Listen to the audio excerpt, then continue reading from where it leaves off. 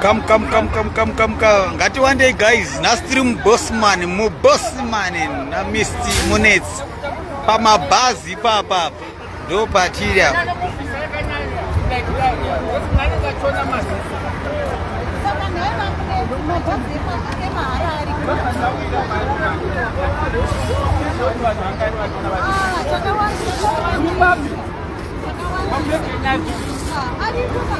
Very good afternoon to everyone who's watching this live. This is Mr. Munetsi from the Great Hope family. Tashika, Bossman, bus range. Taona amadzeli mabhuru edu akangosiyana siyana makadi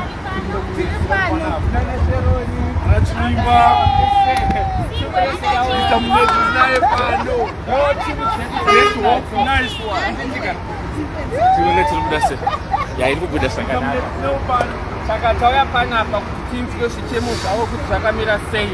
Kune vanhu vanga vachiposta pafacebook tagarisa tidapedza kumusha mabhazi ari kuya riine seoni saka tauya tione kuti zvakamira sei tione kuti tovabatsira sei.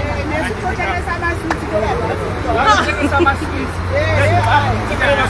ndavaudza kuti varikutengesa maswiti ava handitikana saka ndavati ndakutora maswiti izvozvi kana kwazofiwa kumba kwavo ndazovatakurira mahara uzere ndikuwa maswiti panapa handina mari yekubhadhara asi kwavazofiwa vachauya kwandiri ndowabodiscount kana kwazofiwa unozobotiwa kwamuneti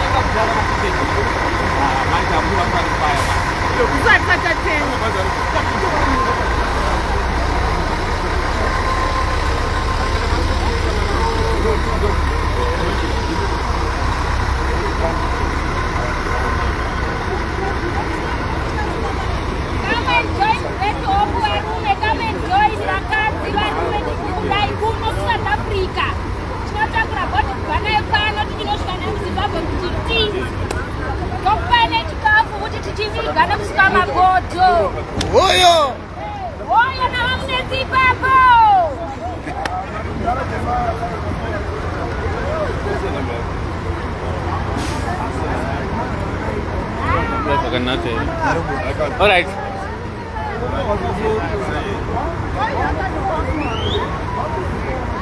Akada kasena amunetsa kasena that's all.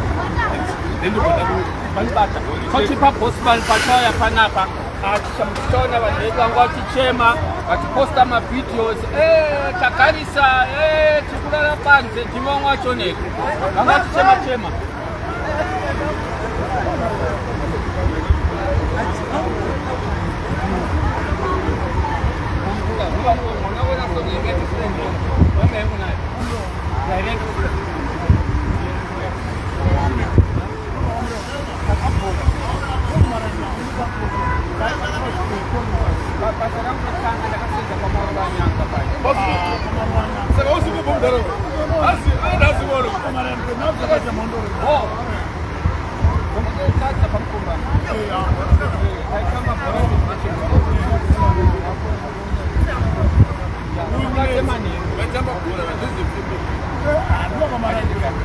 saka ndepachiri panapa paBossman vatete vanhu vanga vachichema umweni varikuona mabhazi okay msiyai kuno mukomatomati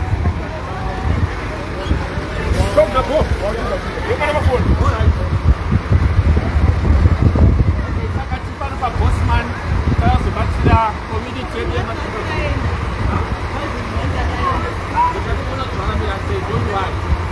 handiti kam so isusu tiri paBossman message yedu haisi kuchinja.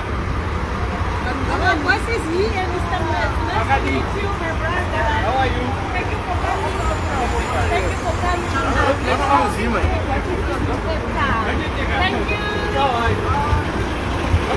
Oh, voice is here, Baba.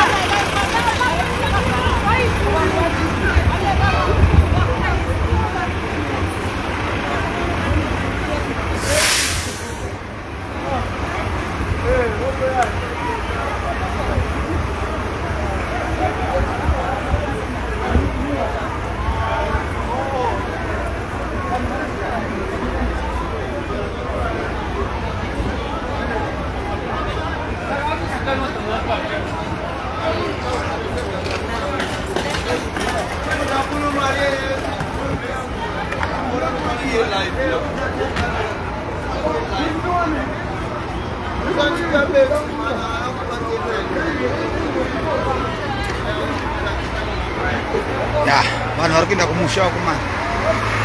Vanhu vari kuenda kumusha. Hawa sina basa. Mupenda kumusha mama. Unotaura. Wekuluma.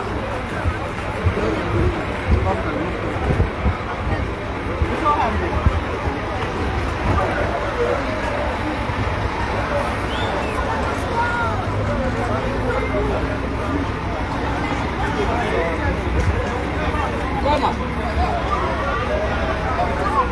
Koma. Apa-apa.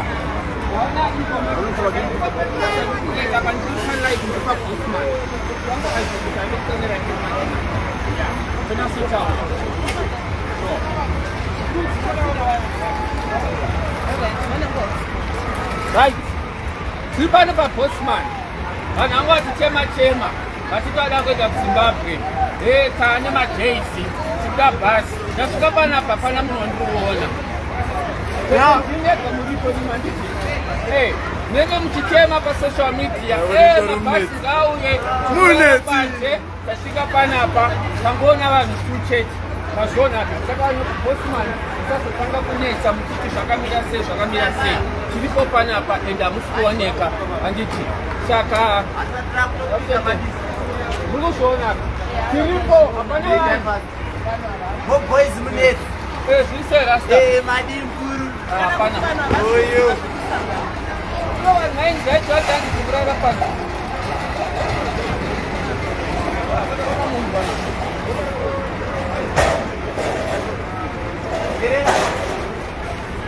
yaona boys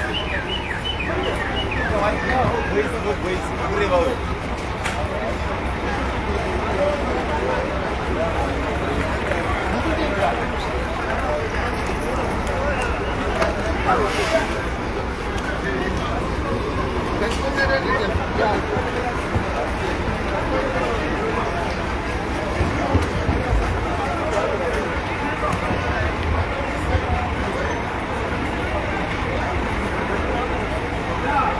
kuzona tauya panapa tikuona munhu wanitete yada kuenda leadership mutangoona munhu wanitete panapa takutobva zvedu hapana andobantu okay leadership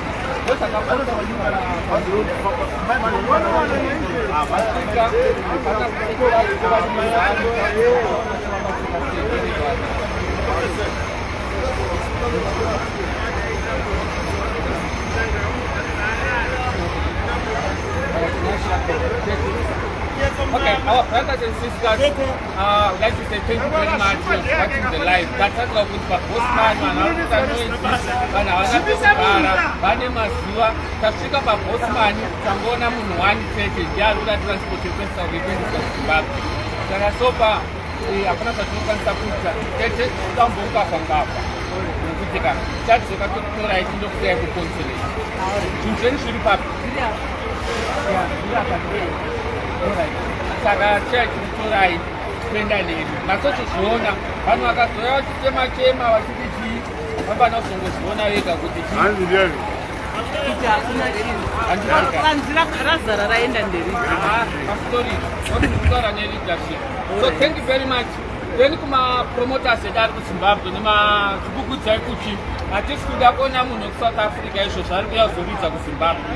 Handiti meseji ngaipinde kumapromoters ese kuti pari zvino timbotipewo mukana tikambobatsira hama dzedu dzamakadzinga handitika so dzamakadzinga kuno saka hatisi kuda mapromoters tikukumbirewo mune zvakanaka kuti tina vana Ferdinand vanogona kurova, tina vana Captain Britain vanorova, ana Selma Mtukudzwa vakasiyana siyana. It's time for us to promote our local talent handitika so mapromoters tokumbirawo kuti zvimaposti zvamakaisa zvezvera muzvichinje ende mubva mavaudza vanhu vachiona kuti havachakwanisa ende musavaudze kuti haisi mhosva yenyu maudza kuti mumacitizens ekuzimbabwe ari kutaura izvozvo.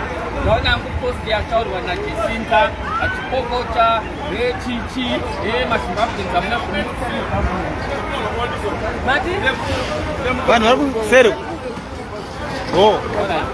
vakuseri nekune vanhu alright ovatone here mudhari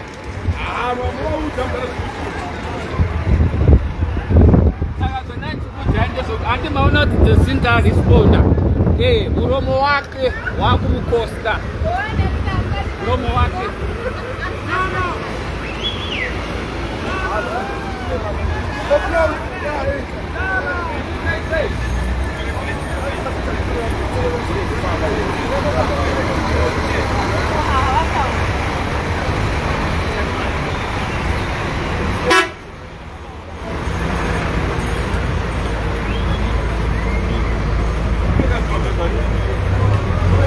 hautopinda pamashure petrailer.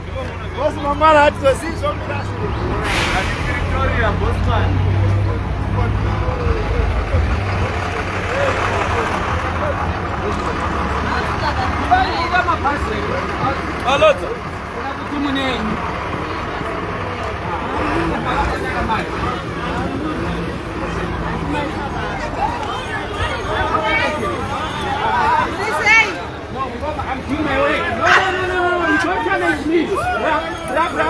Don't challenge me. Yeah, good evening.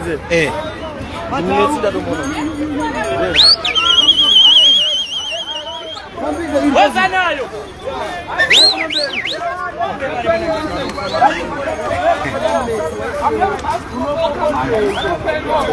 Shana name mtara. Shana name.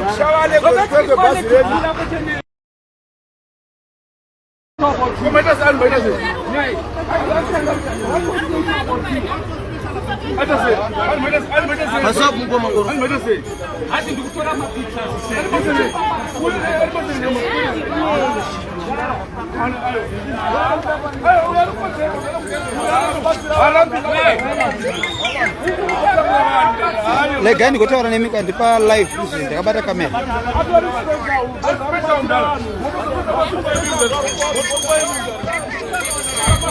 Ndokufonera kandi ndakabata kamera.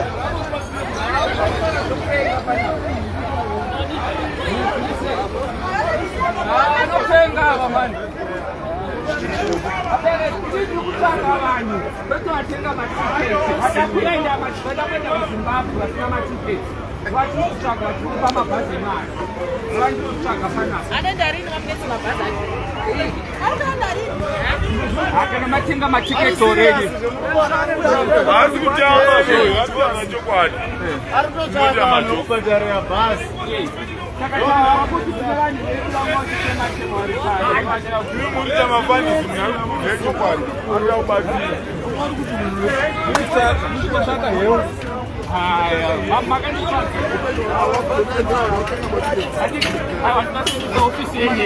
Can I tell my tickets?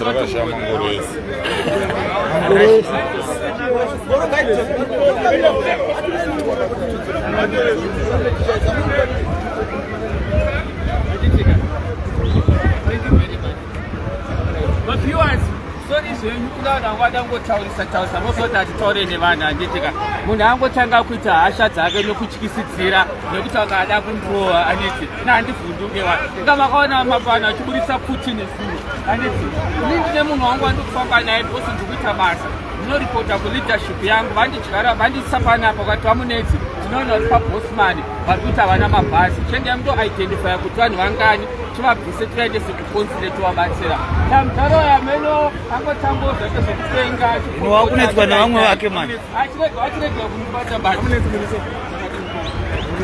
Double T.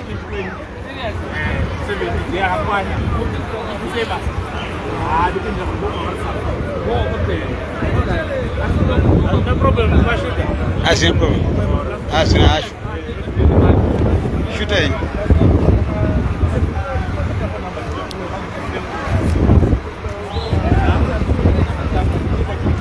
Zvinhu zvinoitika guys in life. Zvinhu zvinoitika in life.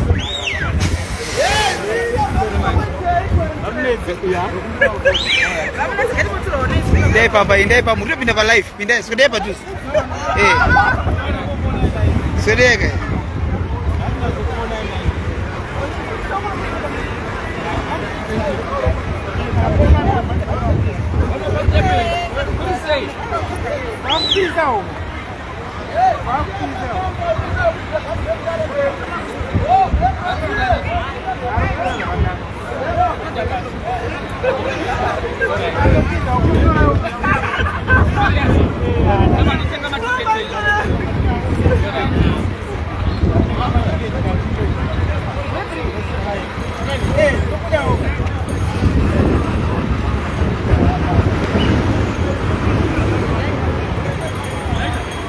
Fácil.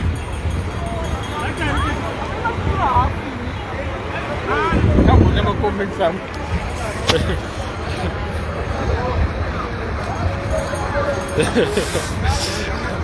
Brothers and sisters, I'm very sorry. Kuna nalongo karo. Mwaza kuna lokutika. Uri kungofamba zvako guys, vanhu vane uturu. Ndina kamera wangu. Anditika. Kawani. Thank you. Mofamba zvakanaka. Anditika. Uyanda mzukuru kubata pano. Ndara muda pekugara. Muda kuenda kumusha. Munogara kumusha ndekupi? Kushurugu kwa Neema. Anditika. Muda kuenda sarini. Shomwa. Auna chituna chiri kubude. Mangwana.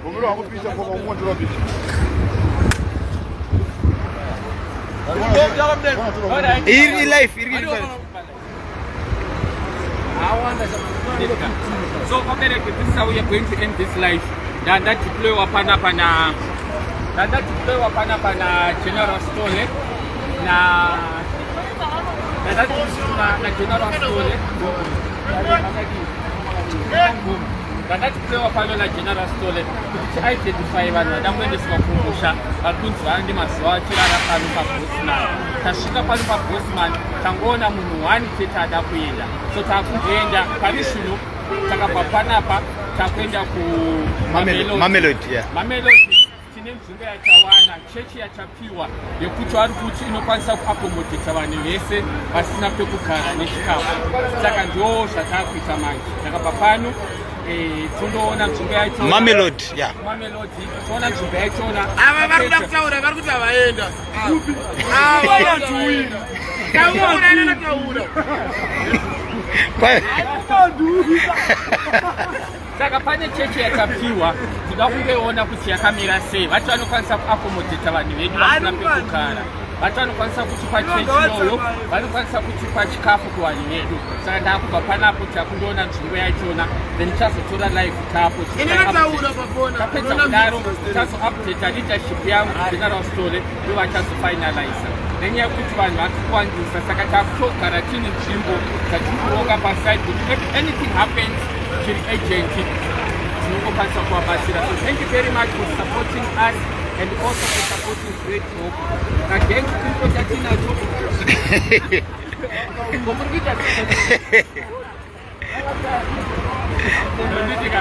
saka zvatakuita ndezvekuti mapromoters emusic ekuZimbabwe tatova chikumbiro chatinacho kuti please nemutawa Mwari anditika nemutawa Mwari ari zvino chimbomirai kuzvamaartist ari kubva kune South Africa.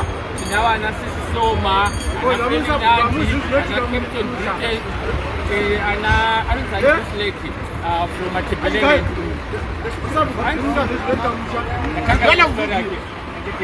Saka anditika kuramba tichitaura God bless you. Takundoona chechi yakapiwa nechikomplete inokwanisa kubatsira madzibaba ese anenge auzoenda. God bless you. Yeah, you can cut it. Yeah, right. Tinyerere. Ambo kwira bijana.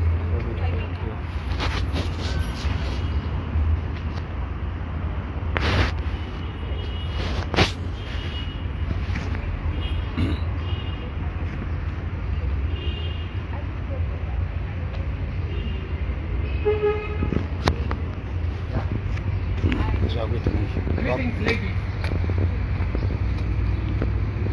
They don't mention girls. Mr. Munetsi, we good. How are you? Good, right? Guys, look at the camera.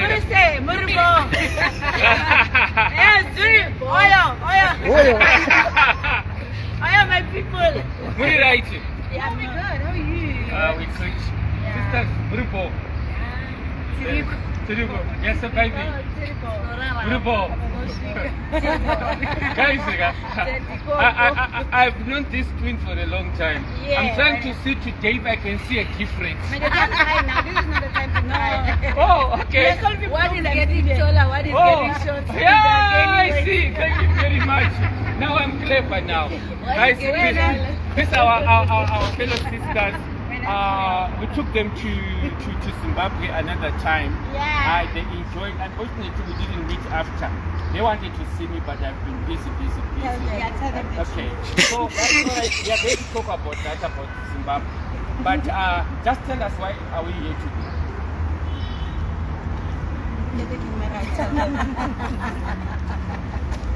Hi guys. So we are here somewhere. Come closer. Trying to see where we can help as African queens. We all know that we are Mapotismas, but we are here just to help, to lend a hand in so many ways, even if we don't have much money. But I think just something small we can do, and that will bring a huge difference. So we are here to bring our people somewhere.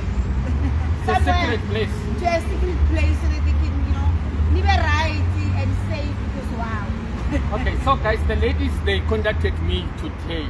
Then they said, Mr. Munetsi, we know what is happening at the moment. They saw the videos from Cape Town and pictures, and it really affected them very bad. And then they said, okay, there's a church somewhere that we have spoken to your pastor, that they are willing to help us if things becomes really bad. Yeah. The place It's is available. So that's why I'm here. My sisters, That's why we are here. thank That's you why very we much. are here. And We your see love you. and your support is something that is really appreciated. True love, you find it when you're in need, in these desperate situations. And also it's rare for people like you to find them who understand what is happening. You guys went to Zimbabwe, Yeah. you enjoyed the place, and people treated you very well. Very nice. It's unfortunate that some people Very they nice. say no. All right. Yeah. So we can just walk over, but we try the camera may not show the place. Don't show the place. Don't show the place. So you don't have problem. So guys, anyway, so did you enjoy Zimbabwe? Yeah. I was told. Yeah, but I was told you've been to say. How can you say you're still single when you went to Zimbabwe? Guys. I think we told them that men there. So look at you now. Look at me. Men are told that Oh, okay. we are the tallest. But Zimbabwe is safe. Zimbabwe is Okay. All right. All right. So let's just wait for them to see. Okay. Okay.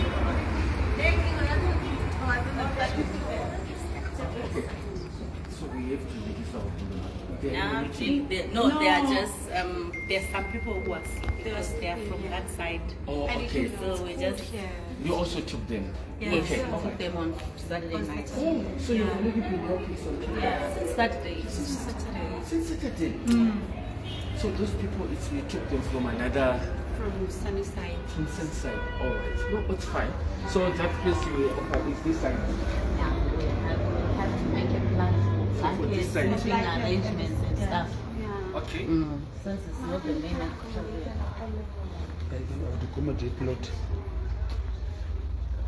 No, I'm also able to take it down. All right. Okay. So pantu patasvika apa handitika ndo pavari kutaura kuti kana tazoita a serious crisis handitika yekuti hatina pekugara kuti vanhu vedu vapinde vanokwanisa kutibatsira handiti munoziva kuti vanhu vakauya kwamuri vakati vada kukubatsirai hamurambe handitika munouya moona nzvimbo yachona handitika So there is a procedure ayo inofollowa because government priority yedu also ndeyekuti kana taona nzvimbo handitika vanofanira kuzeono kuti iri safe zvakaita sei in terms of security and so on. Saka okay, vana vandibatsira vandifonera vakati Mr. Munetsi tataura napastor wedu. The twins in Zimbabwe vari kuti they are welcome, thank you very much. Saka vandifonera vanava vakati situation yakatozoipisisa because hatisi kuziva kuti chii chichaitika mangwana nemazuva anoteera guys, kuti consulate tinokwanisa kuti vanhu vese vaya vachipinda here zvekurara vachiita sei handiti. Saka ndobva vanditi uyai muone. Saka ndataura naGeneral Stole vakanditi vamunetsi endai mundoona nzvimbo yachona, but I think ndichiona nzvimbo yachona guys ine space yekuti vanhu vanokwanisa kurara guys, and hatingatarise kuti vana vanosonzi vanenge vachirara pasi guys panze nemadzimai itotapiwa space yakakura kudai iyi handitika yekuti vanhu vanotinatsorara zvakanaka and so on handitika. Alright, nditaure neshona. Saka nzvimbo ineika vataura kuti hanti muri kuona maketeni aruko, kune vamwe vanhu already nationalities akatorwa vari munhu vari kutogariswa ikokuku kwakaiswa maketeni uku handiti kune mamwe vanhu kune dzimwe nyika vakatoiswa. Saka vari kutaura kuti isusu vedu vanhu guys muri kuona space yakakura iyi. I'm sure kuti even vanhu vakasodividwa tinogona kuisa kana kuti vanhu 150 or 200 handitika 150 or 200 vanogona kupinda handiti. Saka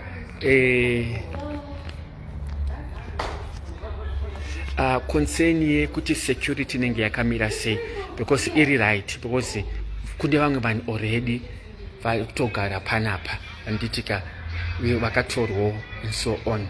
Saka the procedure ndaita ndeyekuti ndatanga ndataura naGeneral Stole vakanditi vamunetsi endai mundoona nzvimbo yachona, then yawanikwa hatidisclose kuvanhu pasocial media kuti vanhu vari kugara pakaita sei handitika. And then the other thing chatinozoita futi ndechekuti tinozoudza the nearest police station kuri kuti nzvimbo yatorwa handitika.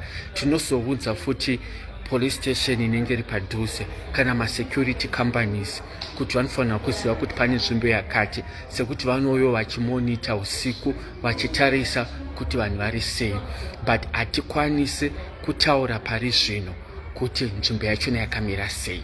Saka ini zvandakuita muri kuona mapictures andiri kutora aya tichandopa feedback kuna General Stole. Koma Thomas ndikumbura kuti mutore mapictures nefoni kana ichitora enzvimbo yachona handitika vanhu panzvimbo zvinhu pani pakanaka. Kefi? Yes, sir. Yeah, now I know. All right. So on this place, thank you very much. And people are getting a lot of feedback. Okay. People are saying thank you very much, our Makotis, for the love that you are doing for our people. I'm sure when you go back to Zimbabwe, I think we have to push that 16th of January. Now I've got it. I've now they have the energy to push for you guys to be there. And also, there is a feedback from the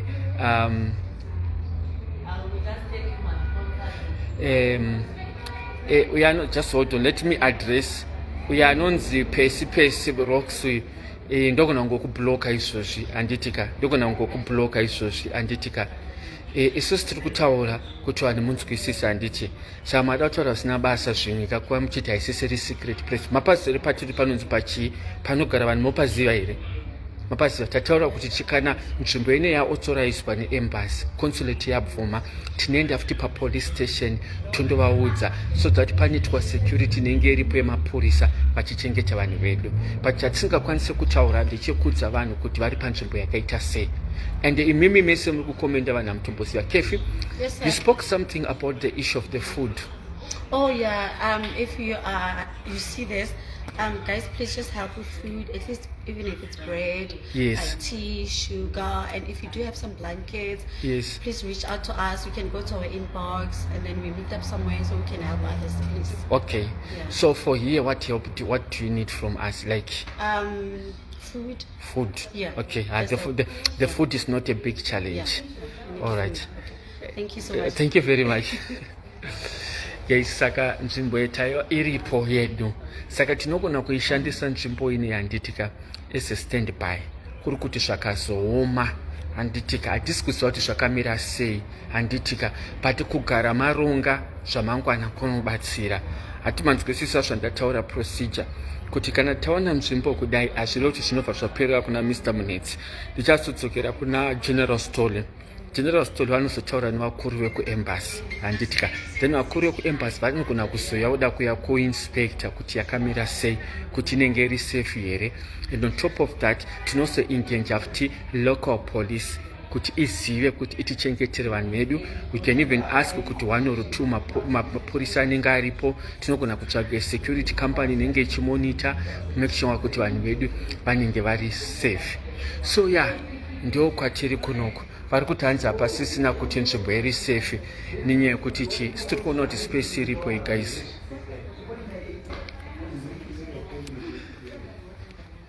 Iripo space. Mazona. Okay, space iripo. Chichiri nani nai guys kuti vanhu varare panze pamapanze pane kuti vanhu vange vari munzvimbo muno makanaka muri safe handiti. So ndo patiri pari zvino guys. Saka zvandakuita manje ndezvekuti ndakutora issue ndopa kuna General Stole. General Stole ndo vachazotaura guys. Musazoti vamunetsi vatsvagira vanhu nzvimbo. Yes, ndatsvaga nzvimbo but pane ma-procedures nema-process anofanira kufollowa ekuti General Stole vanozokwanisa kuuya voinspector kana kuti patini kana ndaiona ndatoiona then vachazotaura nevakuru vari kuembassy. Vakuru vari kuembassy ndio vanozoapprova final kuti hazvishuwa nzvimbo iyi vanhu vedu vanokwanisa kuendeswa handiti because vanozviitira for security reasons handiti. So we work together with our consulate, with our leadership, right? I'm sure that's it. Unfortunately my videos edu are limited panze kana kuita sei ninye situation yacho nekuti hatidi kuti zvinhu zvedu zvisikanwe kuti zvakamira sei. Vanhu vane utsinye guys handiti. So aiwa space iripo yamuri kuona yese pane kuti vanhu varare panze guys vachitonhorwa vachidai. Aiwa vakadzi nevana tinokwanisa kuti vauye vachipinda muno machigarawo. Space irimo.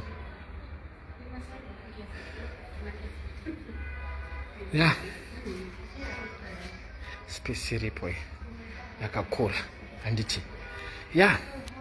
Ndio patichaguma izvozvi for now. Motitenderawo kuti tipedze live yedu. Taona pawakamira hawafari zvekutaura. You know these twins, they are only active when they are touching themselves. When I'm with them, they look like people who are very quiet. They look like innocent people. Are we not? Very pleased. What are you saying? You're very quiet. But anyway, guys, we are here. We see you. And we love you. Mwah. We love you so much. Don't worry. Thank you very much. Do not worry. Do not worry. And we serve a living God. Anyway, God bless you. He will bless you too. So 16th of July in Zimbabwe. 16th of July will be in Zim again. You know, these ladies were asking me, Mr. Munetsi, is it going to be the right time to go to Zimbabwe with these things? They were also scared. They were also a bit scared that people are gonna be angry for them. Then I said to them, no guys, you are Zimbabweans. Yes. So you guys, you don't have to worry about anything. We are going to Zim. You must cook sada for us, I beg.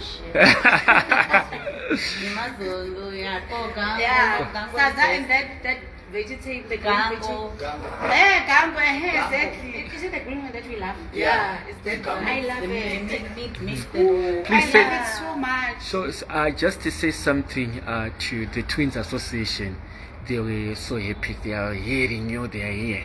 Oh. To the Twins. See you very soon. We were talking to them earlier today. We also asked them, are we safe? Should we come? Should we not come? We asked them. You know, for you guys, I can tell you that you are loved. You don't have a problem. No, that one we know, Chef. That one we no doubt. No doubt. That one we know. We just wanted to be sure. Can we still come on the 16th? But now that we have clarity and everything, we will be there. We're coming. Actually, we'll come on the 15th at night.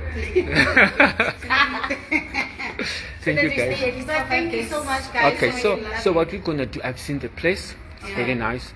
I'm gonna talk to my leadership, and then we'll revert back. Please. Thank you very much. Thank you, guys. May God bless you.